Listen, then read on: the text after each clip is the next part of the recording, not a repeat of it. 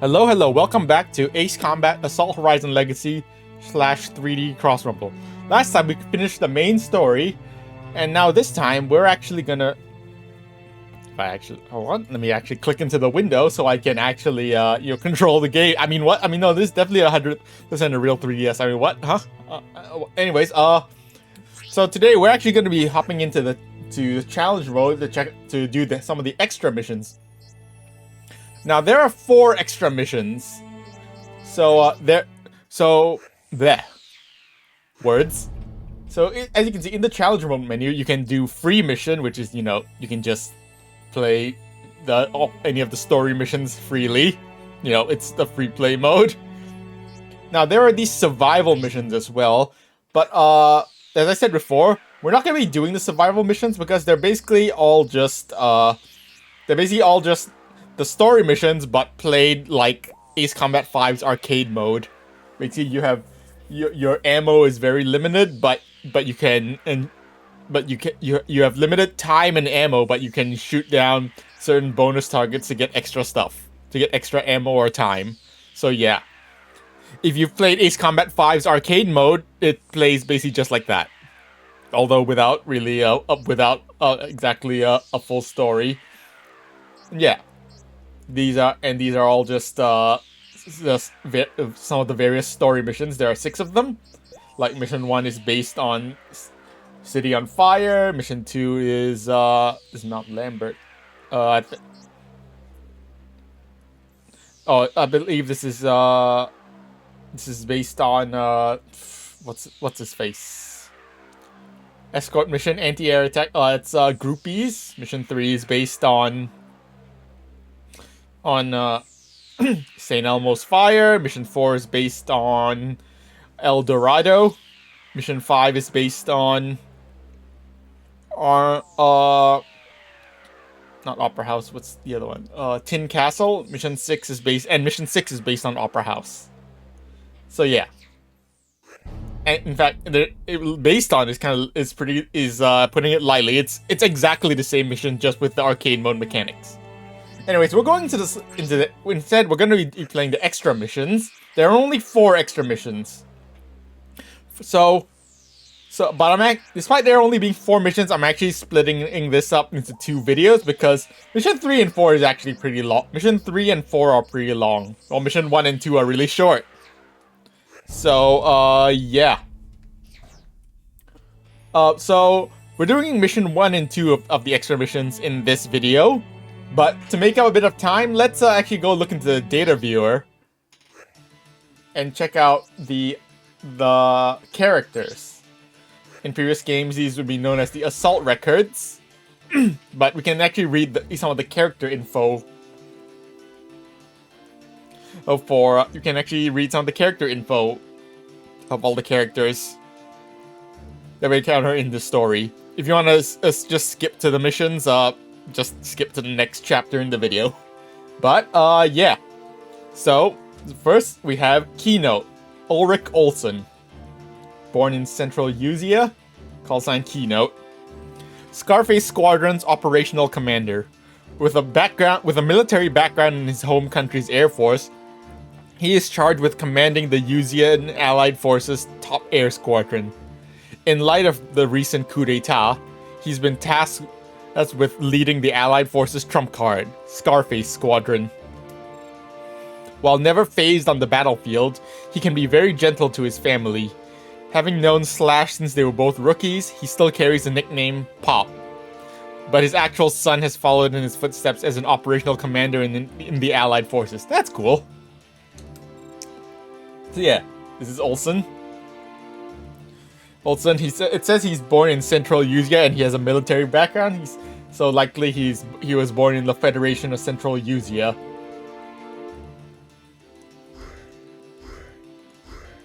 And yeah, he's pretty old.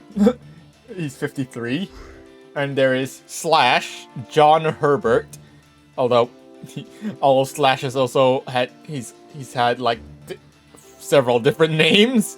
They can't seem to decide on a name for Slash. He's been known as John Herbert, John Harvard, John Hervard, and yeah. Like, he was known as John Hervard in in Ace Combat 2, John Harvard he was referred to as John Harvard in a model kit, and John Herbert in this game. Although in Japanese his name is rendered as John Habato. But at least in this game, but in all other media his name is rendered as John Habado, with a do instead of to as his last syllable. So yeah. Anyways, his name, his bio. He's 33, also from Central Usia. Call sign Scarface 2. Assigned with being Phoenix's consort, he pilots Scarface number 2. He has taken on several missions while under Olsen's command since his days as a rookie, and has ample experience. In the event of the coup d'etat, he was selected by Pop Olsen, and put on the Scarface Squadron after the mission at Anchorhead. He excels as a pilot, but lacks the skills to lead, and actually prefers to play a supporting role. His hobbies include tinkering with cars, and he's even converted an empty hangar into his own personal garage. Nice. And if you if you want to know actually what happened to him after the events of the Yuuzhan coup d'etat, after the Yuuzhan coup d'etat, he was actually offered a position in the Stonehenge Air Policing Squadron. You know, a squadron which was designated to guard Stonehenge. And when Erusia invaded and captured Stonehenge, the air policing squadron was destroyed, so his fate is kind of unknown. He might be dead. He might have been killed during the attack. Yeah. So, anyways, moving on. Let's move on to Edge. Kei Nagase, age 20. She's from Far Eastern Usia. Kei Nagase, not to be confused with the Kei Nagase from Ace Combat 5. That's completely different Kei Nagase. Assigned to assist Phoenix as his number 2, she joined Scarface Squadron in the hopes of putting an end to the war and to her home country's suffering inflicted by the coup d'etat.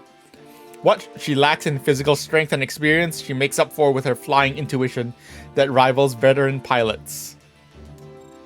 She's a realist who prioritizes the quickest and most effective tactics during missions, but can also come off as cold and stinging as her codename. She leaves her feminine tendencies on the ground, and often catching her male counterparts off guard in the air. She dreams of becoming a commercial airline pilot, which she actually did become one after the coup d'etat. As seen in Ace Combat 4, she became a pilot for Air Ixiom. And yes, in the mission escort in Ace Combat 4, she was the first officer in one of the Air Ixiom flights that you had to escort. So yeah, she did achieve her dream, I guess. And it's implied that she's from an island nation in Far Eastern Usia, which likely means North Point. So yeah. Moving on, we have Pride, who is the leader of Lancer Squadron. Albert Wahlberg, age 28, from Western Usia. The squadron leader of the rebels' proud Lancer Squadron. He comes from a prestigious family, with a father as an Allied Forces Air Major General. His future appeared to be decided, but his fierce sense of justice and desire to revolt led him to join the rebels. His pedigree has groomed him to have a deep-set interest in the well-being of his country, and people have suggested that he's more cut out for politics than the military. He has a bad habit of looking down on his nose at at people he's just met. Yeah. Well, he definitely looked down at his mercenaries, and look what happened to him.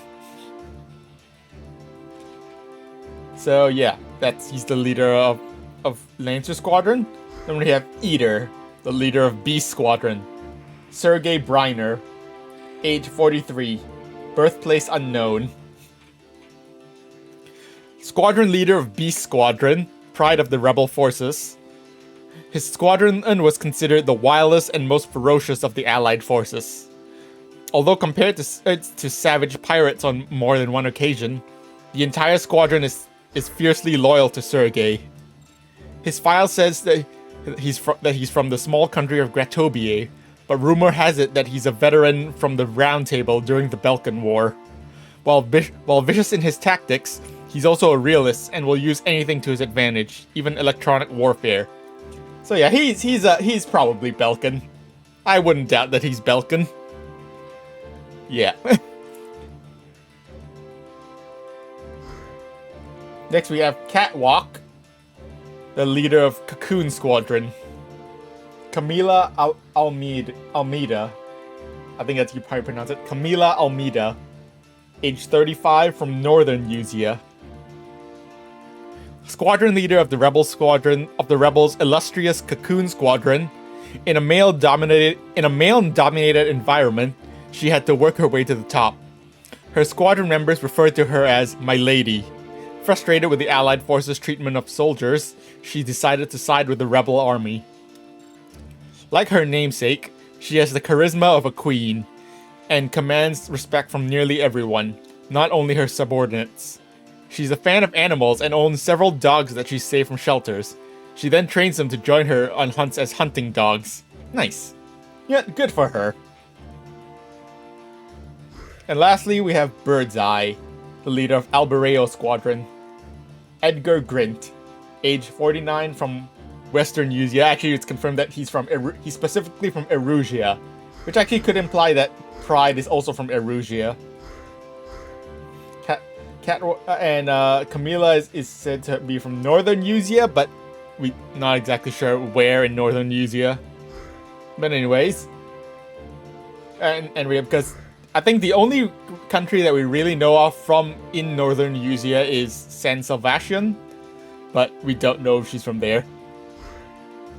Anyways, Edgar Grint, from Squadron leader of the Rebel Forces Ace-level Albereo Squadron, a decorated veteran pilot from Southern Uzia. It's said that he's fought in nearly every operation. I thought you said he's from Western Uzia, not Southern Uzia. And we know he's from Erugia, so he's definitely not from Southern Uzia. I don't know what that's talking about. Anyways, he had originally planned on retiring, but decided to serve one last time on the side of the rebels. He's sincere and popular with the other servicemen. He promised his wife that after the war, they'd move to a village in the countryside, away from airplanes. With his death, it's a trend in his home country for pilots to name themselves after birds. 07, yeah, so it's confirmed that he died, so I guess he's not moving to the countryside with his wife. Man, that's actually pretty sad. Man. Oh well. Anyways, that's all the character profiles that we have. We don't have a lot. We just have the squadron leaders, our wingmen, and Olsen. That's about it. That's all we really have. So anyways, now we're going in. Let's go do the first two extra missions.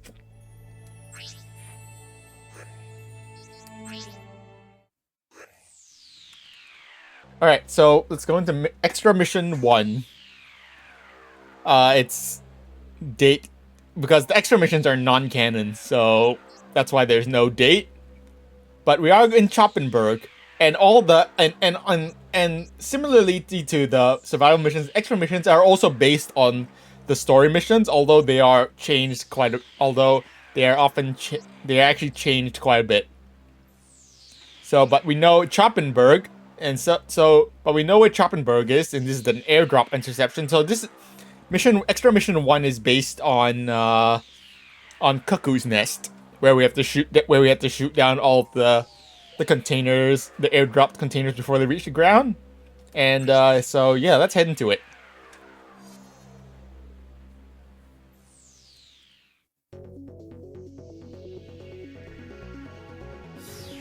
So the missions don't have briefings. But you can at least scroll through the map to see what your targets are. And as you can see, our targets are C-17s and containers. So similarly to to Cuckoo's Nest, our objective is to shoot down all the containers before they reach the ground, and also shoot down all the transports. So yeah, that's our mission. It's just like Cuckoo's Nest, except there's only the containers. Now, for this mission, I think because since we have to target down all of the, since we have to target down on the, mind is blanking. We have to target down the containers, and we cannot lock onto the containers with missiles, and so we have to use our guns. Might as well use one of the piston fighters. So you know there are two piston fighters in the game. There is the A6M50 and the F6F Hellcat. So yeah, those are the two piston fighters available in the game. So the thing about the piston fighters is, you know, they're slow because they're piston propeller aircraft from World War II. And also, they don't have missiles. The piston aircraft do not have missiles. Instead, they just have gun. They only have gun. No missile, only gun. So I think for this mission, we're gonna take the A6M0. I couldn't find a place. I actually could not find a place to actually fly the F6F Hellcat, and actually I don't even have much use on the F6F Hellcat, so I don't have any special weapons unlocked for it. So we're just gonna pick the A6M0 for this mission. We can take a look. You can see the parts I have picked for it. I'm actually gonna switch off from the scramjet engine. I like how you can equip. Oops. You can equip the scramjet. You can equip combined cycle or scramjet engine onto a piston aircraft. You know, scramjet engine. Ah yes, equip a jet engine onto a piston aircraft. That definitely makes sense. Definitely. But anyways, we're just gonna bring the Hayabusa engine for more speed and mobility. Actually, no. You know what? We are actually gonna pick the scramjet engine because we want speed. Although, really, if you want to get a good rank at this mission, I don't recommend bringing a piston aircraft because it's just too slow. So yeah, definitely bring a jet aircraft, not a piston prop. Anyways, the rest of the parts are pretty simple. We have advanced B-wing body, Sniper OS. Sniper OS, I like how we can equip Sniper OS on this thing because, you know, you can equip a special operating system onto the targeting computer. But targeting computer? It's a World War II it's a World War II aircraft. But anyways, we can take a look at the paint jobs that we have for it. Color 1 is basically the pretty standard Zero livery, at least for the A6M5, the green, the mostly green livery with the Japanese roundels. We have this livery, which is this interesting pattern on the wing. Is that a phoenix? It kind of looks like a phoenix. I mean, we are Phoenix.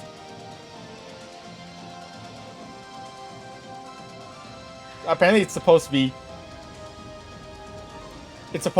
a god eater iconography, according to the wiki. Also, fun fact, the A6M0 is actually the only aircraft in the game to not feature Phoenix's emblem. As you can see, Phoenix's emblem is nowhere to be found. Instead, it prominently displays the Imperial Japanese Navy roundel. So yeah, the Japanese roundels, we have this more brown tan color. Alright, so next color we have orange/red version of color number 2 with the same God Eater iconography. We have color number 5, which actually looks like the basic Zero color, like of the A6M20. You know, the basic Zero O livery, the white with just the simple white with the Japanese roundels. And color number 6 is purple. It's purple with the God Eater icon. We're gonna use color number 5. Gonna just go back to basics. The start of World War II with the basic A6M20 livery. Let's go. And our special weapon does not matter for this mission because it's an air-to-air mission, and all of these are air-to-ground special weapons. So, yeah, special weapon does not matter. And as you can see, instead of missiles, we have the gun pod. So actually, with the Hellcat, instead of missiles, it has a rocket launcher as its default weapon.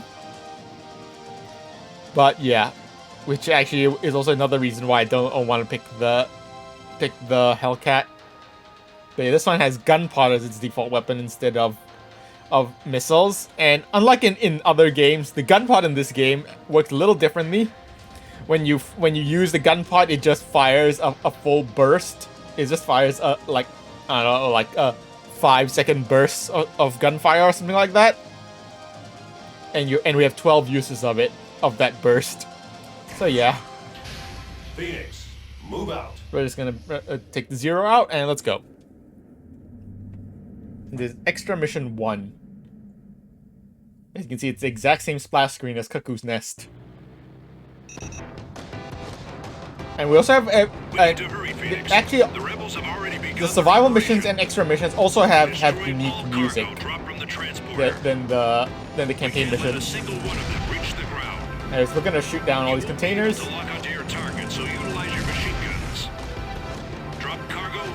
Oh, whoa, careful. Good, keep it up. The cargo is close to the ground. Destroy them. All right, They're still in the air. containers destroyed. Let's hit this transporter. Has started dropping cargo.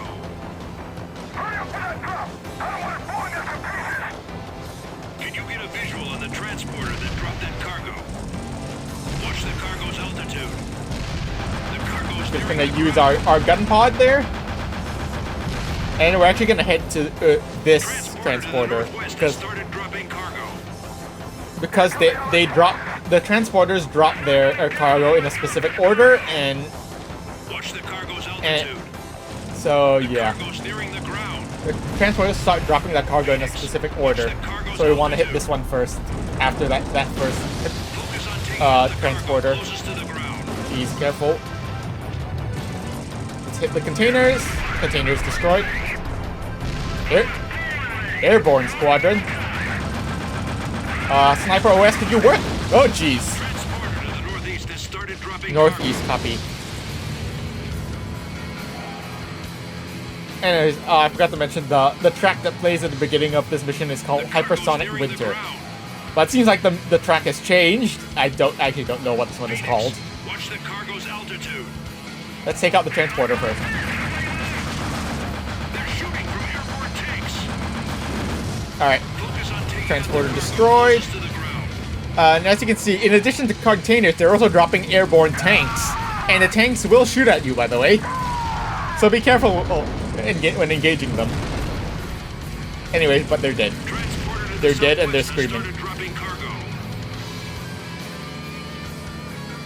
Make sure my mouse cursor is out of the way.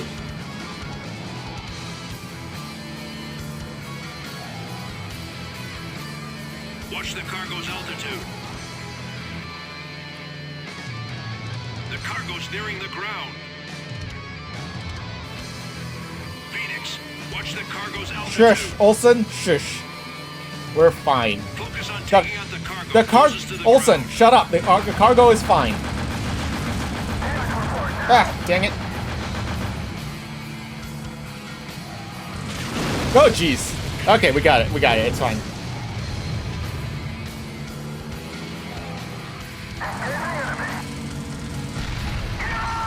Make sure we take out all tanks and listen to their screams of pain when they die. Screams. Remaining. All cargo destroyed. Good work, Phoenix. And that's the mission. It's pretty This simple. was no ordinary mission, but you handled it flawlessly. If you say so. We're glad you're on our side. Don't know about flawlessly, but if you say so. Anyways, mission accomplished. C rank. And yeah, Olsen doesn't say anything special in the debrief. He just tells you to try and get a higher score. He always tells you that even if you get S rank. So yeah. I feel like S rank is like 90 seconds or something. So yeah, you have to be really quick to get an S rank.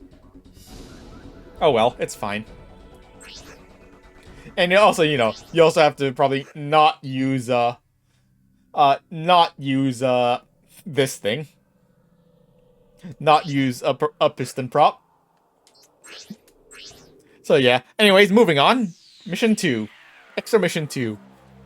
So we can see that at Mission 2 occurs at Seals Bridge. And it's a ravine flight. So this is based on the mission One Night Stand. So yeah. So that means we can expect we're flying through a ravine.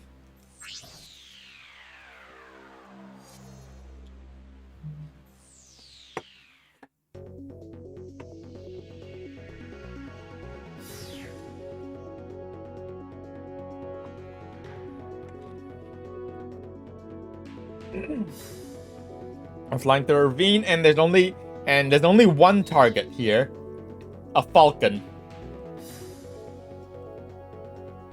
Yeah, there's only one target that we have to take out, which is a falcon, an ADF-01 Falcon. And so basically, the gist of this mission is that we have to chase down this falcon through the Seals Bridge ravine. And we have to take it down before it escapes. Chase it down through the ravine. So yeah. So for this mission, you know what? It's finally time to have the F-14 have its moment to shine. We didn't get to use the F-14 during the main story, but it's time for the F-14 to shine. Parts are basically are pretty standard. Gonna switch to the advanced B-wing body though. But the parts are the parts for this aircraft are pretty standard. For paint jobs, the standard paint job, we have this paint job, which I think is based on Lancer Squadron's paint. It's based on Lancer Squadron's livery, I think. Okay, no, it's not. It's definitely not Lancer Squadron's livery. But this splitter camouflage, it's actually apparently it's based on the one of the U.S. Navy's aggressor squadron and liveries. So yeah, and we have color 3, which is gray, but with the black stripe. Looks kind of like a pretty standard U.S. Navy livery. We have the splitter color, but purple. Instead of green and gray, it's purple and brown. And we have this with this nice more tan color with the black stripe and the splitter livery. Let's go with a color 4 actually. Purple. Let's be purple. And yeah, let's take the F-14 for this mission. We're gonna bring the Qualms because we're only dealing with one target, and the Qualms should be more than enough. Unfortunately, the LRAs could be useful. Because you know we're winding through a ravine is not really a good opportunity to use the LRAA, the LRAA in the ravine. Qualms will work better, so let's bring Qualms. And let's go. Phoenix, move out.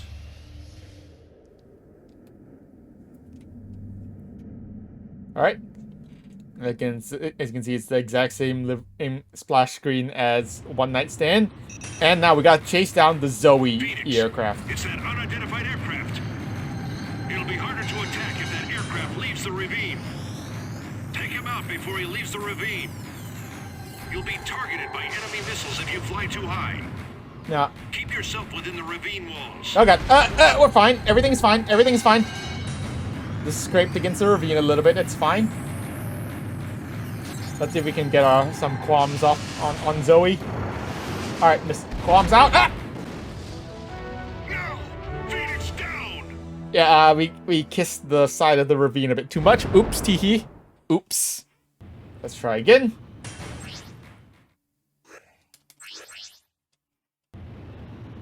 Let's try that again, and not just inside the Phoenix, ravine this time. It's that unidentified aircraft. It'll be harder to attack if that aircraft leaves the ravine. Take him out before he leaves the ravine. You'll be targeted by enemy missiles if you fly too high. Keep yourself within the ravine walls. Come on. Why are you ready? Oh god! That's a bridge. Phoenix! You know, when I was practicing this mission, I did not have this much. I did not crash this much when I was practicing this mission. Sorry, I was kind of thinking of what this track is, because I thought it might have been the Zoe the Zoe battle theme at first, but no. But listening to it, it's definitely not. Keep yourself within the ravine walls. Try to get a good shot with our qualms. Yeah, that's a good shot. Here's a good shot. Hits. Let's get another shot. Oh jeez. Also, oh yeah, he's firing his backwards gun too, by the way. That should finish him off. You're falling behind. Don't lose him. Never mind, I guess. Oh, nope, there we go, we got him. Good job, Qualms. We got him. Ah, A. I was actually expecting my second volley of Qualms to actually take him down, but for some reason it didn't. Hit detection in this game is wonky sometimes. And by sometimes, I mean a lot of times. I didn't see how long our time was, but I think S rank for this mission is like 45 seconds or something. I don't remember exactly, but I think it's like 45 seconds or something. I have gotten S rank in this mission, but yeah. But we got an A rank this time. Oh well. If my second volley of Qualms had taken him down, that would have been an S rank, but I guess it just wasn't an S rank, but for some reason it didn't. So no S rank for me. Oh well, I guess. Yeah, as I said, these two missions are really short. So yeah. Don't really have anything else to say. Both these missions are really short, and that's why I did these two together, and also did a review of the character info. So yeah. Actually, it's not even 40 seconds. It's like less than 40 seconds, probably. I think I just missed the S rank. I think it's actually 40 seconds, not 45 seconds. But yeah, oh well, it's fine. So, yeah, that's gonna be it for this video. Next time we will actually get into missions 3 and 4, because both those missions are actually pretty long. So, yeah. With that, that's gonna be it for this video. Thank you guys for watching, and I'll see you guys next time. Bye.